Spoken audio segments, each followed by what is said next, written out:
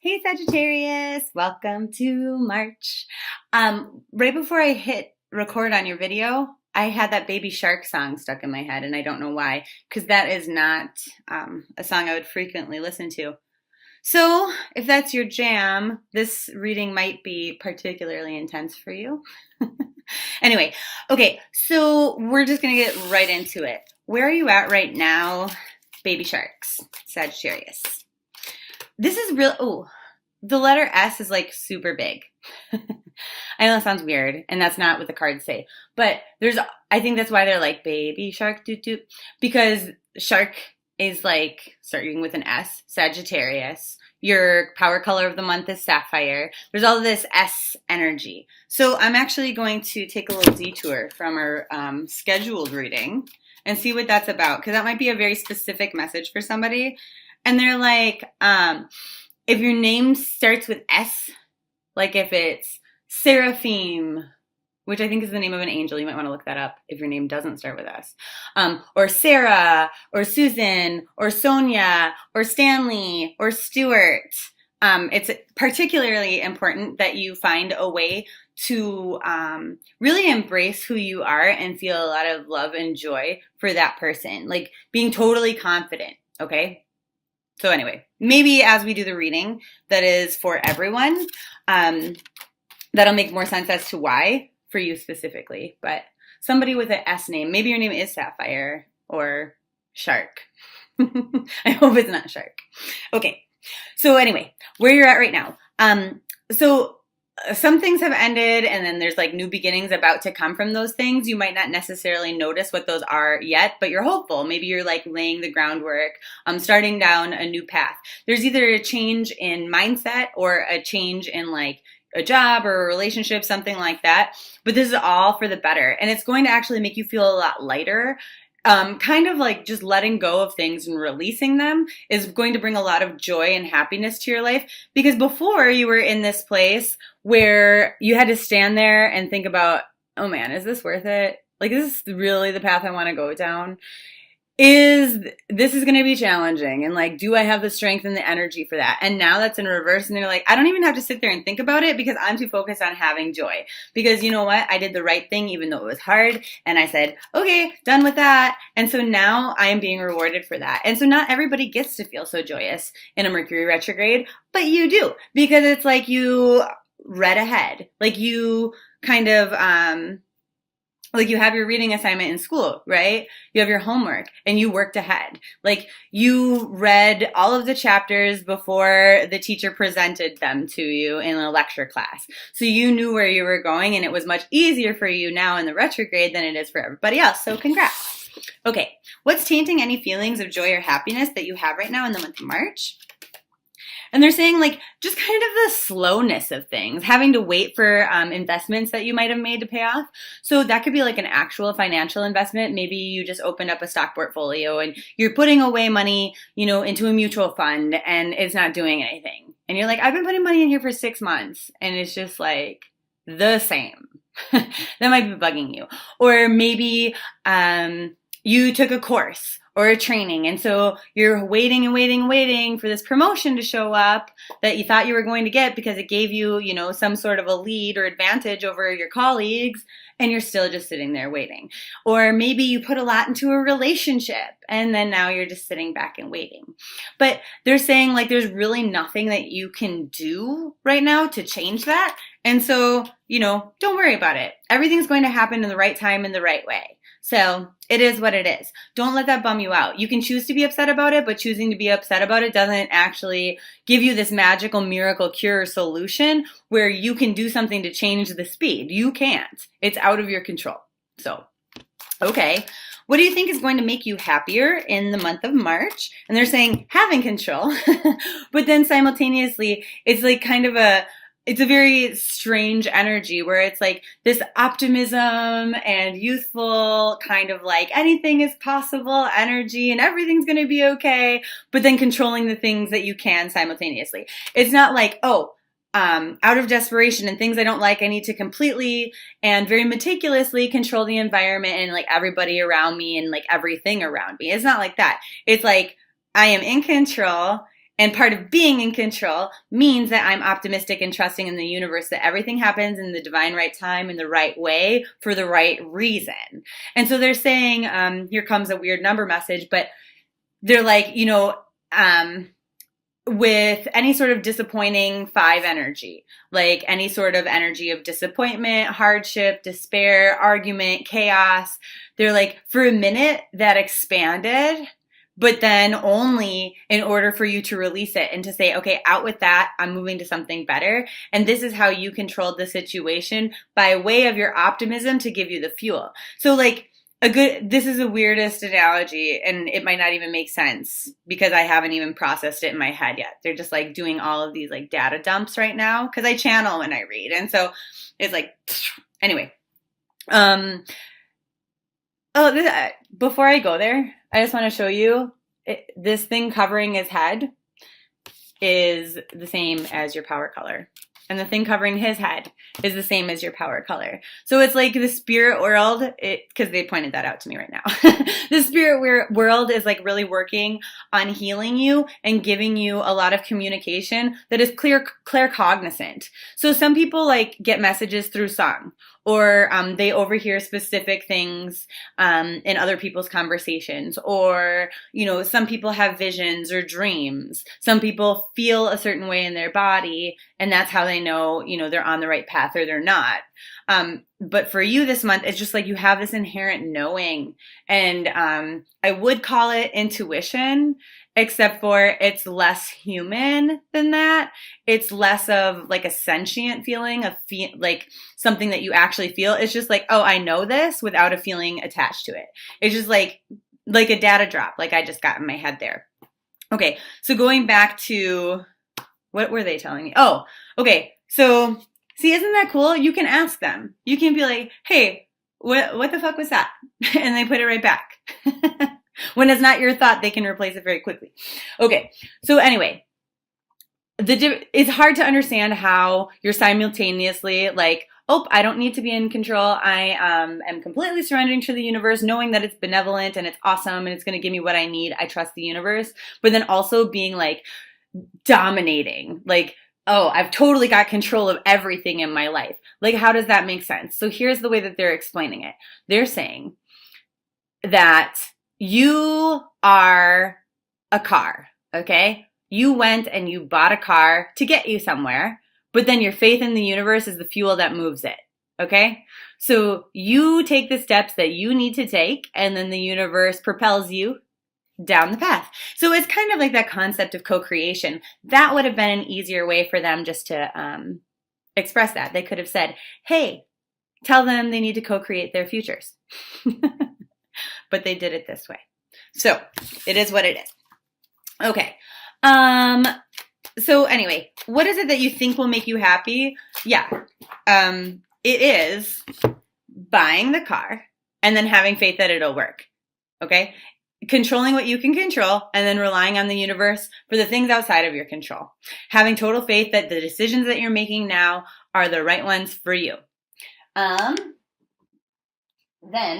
also, they're saying that it's going to be challenging for a lot of you to show yourselves enough self-care. It's almost as though you're in this energy as you're trying to co-create things of pushing yourself a little bit too hard and maybe sacrificing. So, you might say, okay, I have this goal that I want to reach by a certain amount of time because I know after that it should be smooth sailing. So you work yourself to the bone 80 hours a week over the course of 3 weeks to achieve that, to just like kind of set things on autopilot because you know that the universe will take over and handle that for you. But what they're saying is, that's actually not the case. It's better if it takes 6 weeks and then you slow it down a little, okay?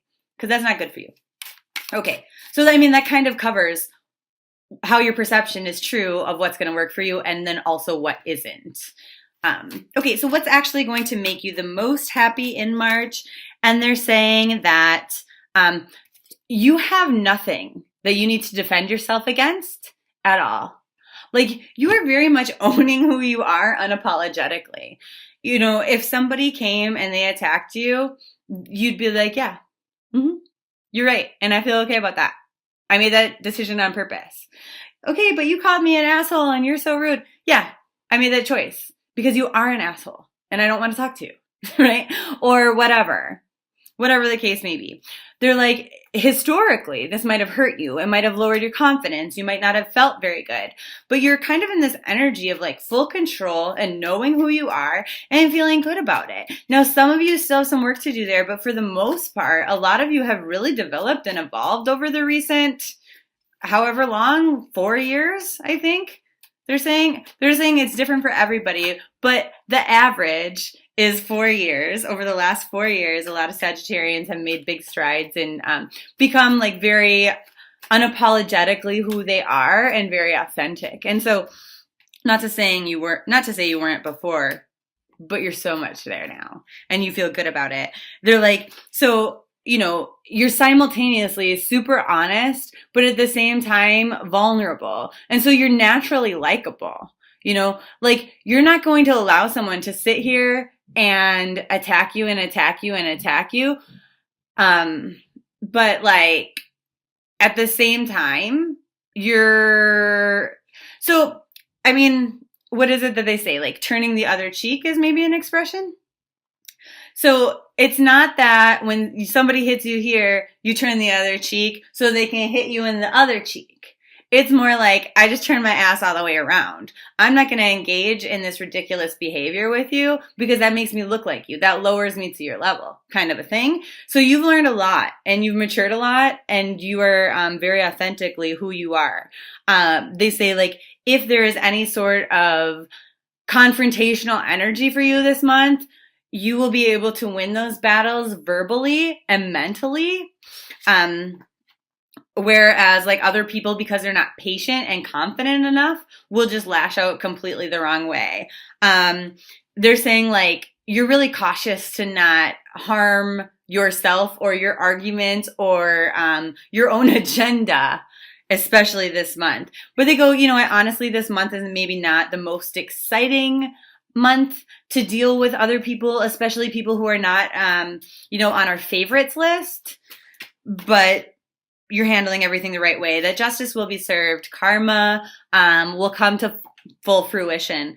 And so they're saying, and like, you know that, so you're just focusing on yourself and you're focusing on doing the right thing for you at all times. And that's fantastic. So, forces outside of your control that are in favor of your happiness in March. And they're saying, so getting enough sleep and rest is going to be somewhat challenging, but when you can find it, that is going to lift your spirits massively, like more than it usually would to be well rested. It also helps you to manifest the things that you want and to attract bigger blessings than you even realized you were manifesting because your subconscious is doing it. And then even bigger than you thought you had the power to draw into your life. So that's fantastic. Maybe you wanted to get some sort of a raise, right? Or a bonus at work. You're in sales and you're shooting for, you know, a $5,000 bonus this month. And then like you completely blow your own mind that you doubled that. Like, wouldn't that be amazing? So it's that kind of a thing. You didn't even know it was possible, but you manifested it. Now, how is your perception, what forces are outside of your control working against your happiness this month? And they go, well, people are not as loving to you as maybe they should be. Not everybody is saying or doing the right thing or acting in the most loving way, which we already know because it looked like there might have been a conflict with somebody else this month. But I mean, honestly, you're kind of going, okay, well, I'm just going to put that in my memory bank. You know, you were an asshole this time. And then if those behaviors kind of continue, you know that this is a person you want to cut out of your life or not deal with. Basically, is you're kind of just like sitting here. I see you like a sexy librarian, right? Where you're very silently but gracefully looking cute while you do it, taking your experiences and filing them away on bookshelves. And then later you can go back and you can go, this seems pretty typical. Yep, I'm just going to throw this one out. So good for you. What's going to bring you luck this month? So as we talked about, your power color energy is sapphire. If you have a sapphire stone or necklace, if you like to wear this color, that would be good. The energy of this is and 11. So it's about getting the things that you want. And so this one says regenerating your body. And so like I said, with that whole sleep energy, like when you get enough rest, you are going to feel absolutely much more happy and much more excited and joyful on the day-to-day level. So with this one, as you're sleeping, you know, our angels, our spirit guides, whatever, they work on us and they kind of cleanse our energy and they recharge it for us. They help us to work through anything that's kind of stagnant or stuck. So this one, when we come to like our wakeful moments, it helps us to be like kind of cool, calm, reserved in the ways that we need to be. It correlates to the throat chakra, which totally makes sense because this is the energy that we're embracing when we do experience conflict with other people this month. It gets rid of our nerves. It like totally calms us out. It dissolves any sort of like blocked pathways in our life. It creates more harmony and balance for us. What else does it do? Helps us to balance our emotion. Just creates like a lot of order in your life. And creating order is an interesting way to think about this for me because I was like, okay, here's what I'm doing. I'm observing the way that other people treat me, the way that other people behave or act, and I'm just filing that orderly onto shelves, and I'm going, noted, and I'll do something with that later. I'll refer to that later when the time comes and I need to. Brilliant. And so I guess that might make you sound a little bit conniving, but it isn't. It's just really, it's very intellectually responsible way to handle emotions. Like you're not being impulsive, which as a fire sign is sometimes a challenge to not be impulsive. Okay. Gosh, I love you. You're the best. Your lucky day of the month is the 11th, which doesn't surprise me because you have all this energy here with the star card, which I actually call the hope card because everything we hope for. Plus our sapphire energy is a 3 plus an 8 is 11. Plus, your lucky day is the 11th. So I would be thinking about all these things that I want, all these things that I wish or hope for, because it seems to me that this is the month where things start kind of rolling in your favor. Like I said, unexpected things like you didn't even know were possible are easily going to flow to you if you're really embracing the right energies this month. So your crystal of the month is hematite. And this is actually, when people ask me what my favorite stone is, most often, because I guess it kind of does change from time to time, but most of the time, this is what I say. I love hematite. I love the way it feels. It's like really heavy, and I just love everything it does. This is like, it's my favorite. Anyway, so hematite is used for grounding. Okay, it's also used for safety. I never drive in a vehicle without one. So even if I get into somebody else's car, if I get into an Uber or a Lyft, I have one in my wallet, I have one in my pocket, I probably have one in my bra. I always have a hematite. It makes you feel really courageous. It'll take any energy that you have that is heavy and it just like thunks that right into the ground. The awesome thing about this from like a physiological standpoint is it increases your ability to like, so I'm anemic, right? And so it increases your red blood cells or like at least the heme components there, the hemoglobin, so that you can hold oxygen. So you feel more awake, you feel more alive when you have a hematite on you, that kind of thing. Gets rid of, it makes it, what did I say? Did I say we're more brave and courageous? It increases our physical strength, our emotional strength, protects us, increases our optimism, which is good. So these crystals are like really magnetic.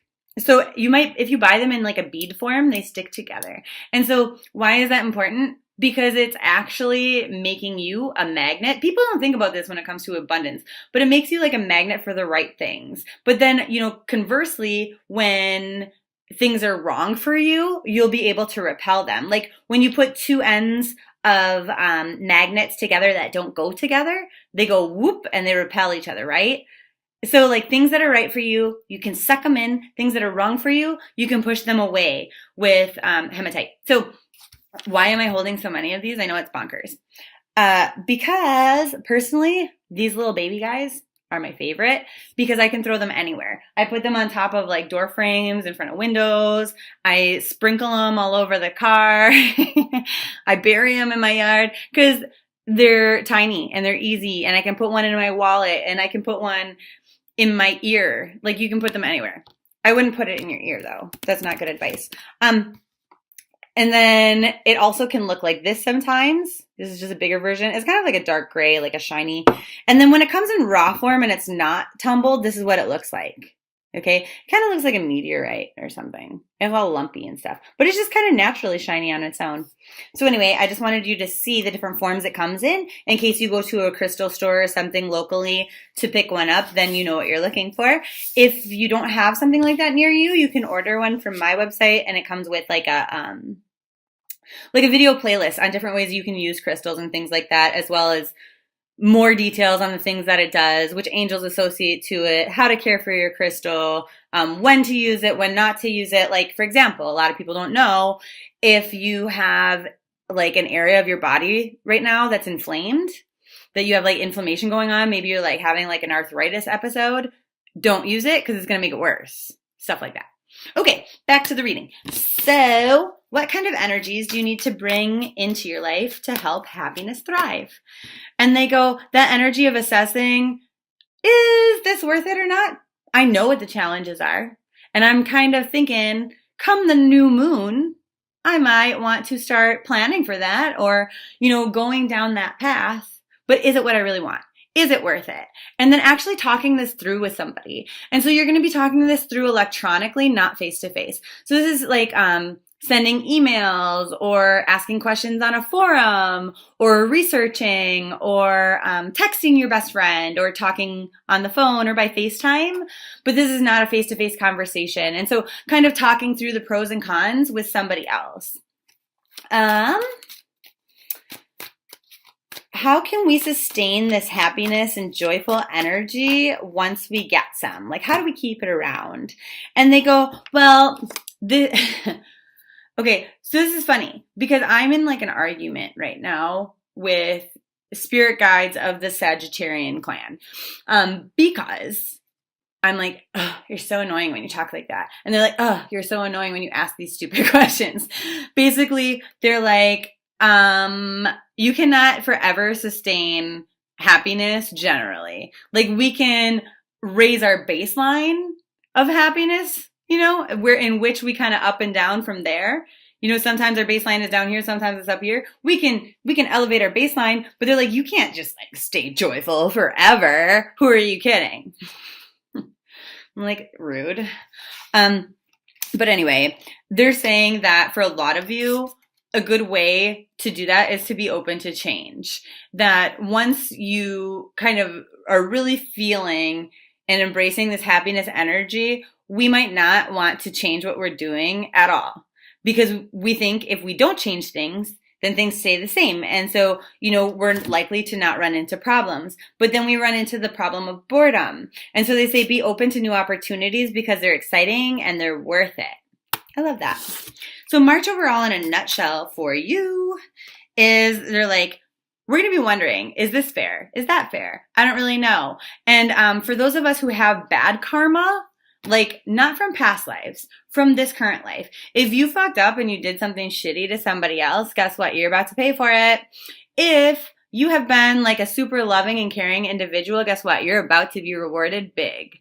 So I'm not saying that to scare those of you who fucked up, but I am saying that to remind those of you who are doing the best that they can that good things are coming. And so they're saying like, this is not probably going to happen in your love life or relationships because there are certain lessons and things that we needed to learn there. And actually some of the things that we're doing or the way that we're thinking about things in our relationships or like in our historical relationships, because we're in a Mercury retrograde, are not healthy for us at all. Like a lot of the pain that we might feel or the apathy that we might feel that creates pain for us is our own fucking fault.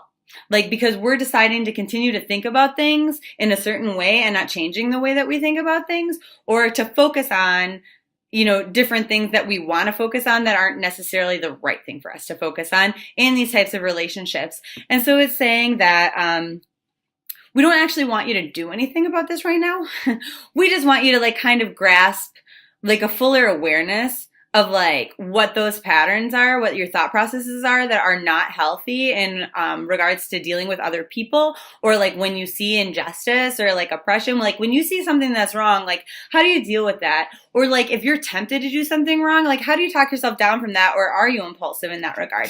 And they're like, so we want to think about like any sort of unhappiness that you do experience, because for the most of you, this is going to be a more joyful and fun kind of month than for everybody else in the zodiac with this Mercury retrograde energy. But they're saying like in those moments, like even though our baseline might be higher, in those moments when our happiness threshold kind of dips a little bit, we want you to think about specifically what isn't making you sad.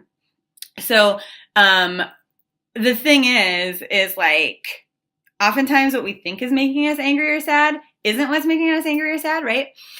I might get angry that somebody, I don't know what. But like, basically my point is anytime that somebody makes you angry, you're not actually angry, you're sad. You're disappointed. Anger is a reaction to feeling sad, and feeling sad is uncomfortable. So then you're sad that you're sad. So then you lash out in anger in order to try to control it. So most of the time, a lot of things are like, oh, I'm sad that I can't control things. I'm sad that things don't go the way that I hope that they do all of the time. Things like that. So kind of like breaking down each thought and each feeling to what it actually is. Okay? I love you so much, and I'll see you in April.